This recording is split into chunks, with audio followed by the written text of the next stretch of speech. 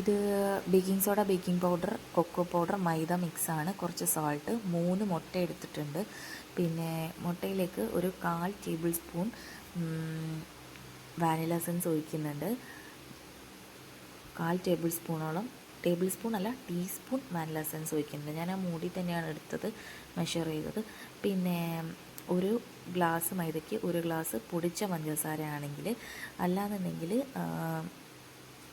പൊടിക്കാത്ത പഞ്ചസാരയാണെങ്കിൽ ഇതേപോലെ 1/4 എടുത്താൽ മതി. അതായത് പൊടിച്ചതാകുമ്പോൾ കുറച്ചുകൂടി ക്വാണ്ടിറ്റി അല്ലെങ്കിൽ അതിൻ്റെ ഒരു ടേസ്റ്റ് കൂടി നിൽക്കും, അതുകൊണ്ട് കുറഞ്ഞ് നിൽക്കും. ഇതിപ്പോൾ പൊടിക്കാത്തതായതുകൊണ്ട് ഞാൻ അങ്ങനെയാണ് എടുത്തിരിക്കുന്നത്. ഓക്കെ, നന്നായിട്ട് ബീറ്റ് ചെയ്തിട്ടുണ്ട്, ഫ്ലഫി ആയിട്ട് വന്നിട്ടുണ്ട്. ഇനിയിപ്പോൾ നമ്മൾ ആദ്യം തന്നെ സീവ് ചെയ്ത് വെച്ചിരുന്ന പൊടികൾ ചേർക്കാം. അതായത് മൈദപ്പൊടി, baking soda, baking powder, cocoa powder, പിന്നെ ഒരു പിഞ്ച് സോൾട്ടും കൂടെ ആഡ് ചെയ്തിട്ടുണ്ട്, ഉപ്പും കൂടെ ആഡ് ചെയ്തിട്ടുണ്ട് കേട്ടോ.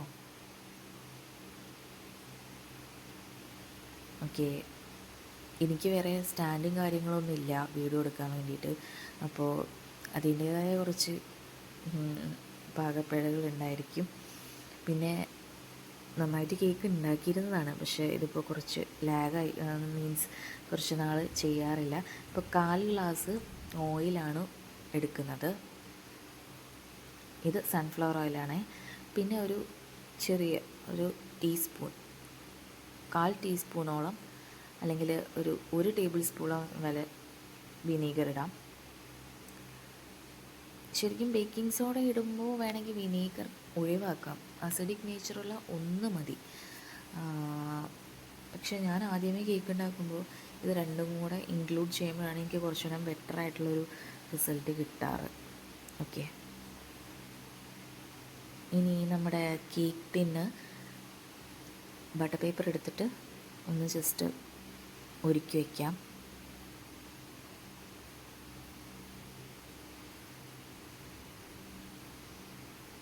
മിക്സ് ആ കേക്ക് ടിന്നിലേക്ക് ഒഴിക്കുകയാണ്.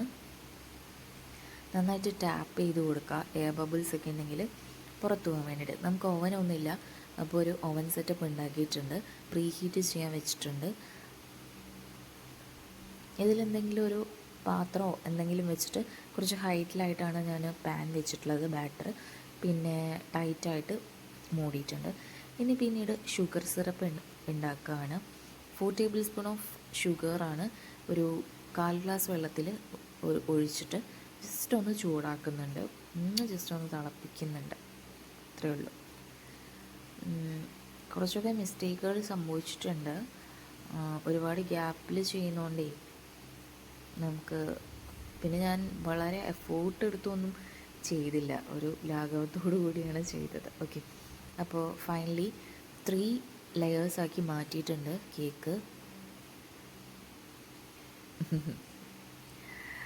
കുറച്ചൊക്കെ വിപ്പിംഗ് ക്രീം, ഇതൊരു 4 ടേബിൾ സ്പൂണോളം തന്നെയാണ്.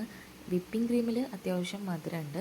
അപ്പോൾ ഈ വിപ്പിംഗ് ക്രീം ബീറ്റ് ചെയ്യാൻ എടുക്കുന്ന പാത്രം നന്നായിട്ട് ഡ്രൈ ആയിരിക്കണം. വെള്ളം ഉണ്ടെങ്കിൽ ഫ്ലഫി ആയിട്ട് വരില്ല കേട്ടോ.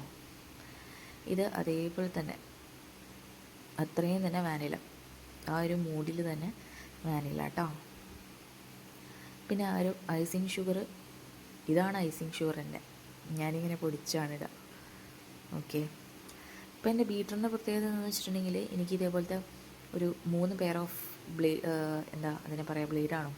ഓക്കെ, മുട്ട ബീറ്റ് ചെയ്യാനൊന്ന്, വിപ്പിംഗ് ക്രീം ബീറ്റ് ചെയ്യാനൊന്ന്, ദെൻ ഡോ നീഡ് ചെയ്യാനൊന്ന്. ഇനി ഷുഗർ സിറപ്പ് എടുത്ത് വെറ്റ് ചെയ്യാണ്. ഫസ്റ്റത്തെ ലെയർ ഐസിങ് ചെയ്യാൻ തുടങ്ങുകയാണേ.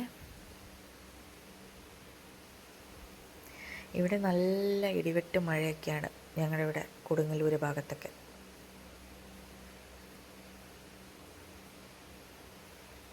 ഓക്കെ, അങ്ങനെ ഫസ്റ്റ് ലെയർ കഴിഞ്ഞു. സെക്കൻഡ് ലെയറിലേക്ക് ഷുഗർ സിറപ്പ് ഇട്ട് കൊടുത്തിട്ടുണ്ട്. ഓക്കെ, ഇത് ലാസ്റ്റ് ലെയറാണ്, അതായത് ഏറ്റവും താഴത്തെ ലെയറാണ് നമ്മൾ ഏറ്റവും മുകളിൽ വെക്കേണ്ടത്. അപ്പോൾ ആ ലെയർ എന്ന് പറയുമ്പോൾ കുറച്ചും കൂടെ ഹാർഡായിരിക്കും, അപ്പോൾ കുറച്ചധികം ഷുഗർ സിറപ്പ് ഇട്ട് കൊടുക്കുക. ആൻഡ് ഫൈനലി കഴിഞ്ഞു.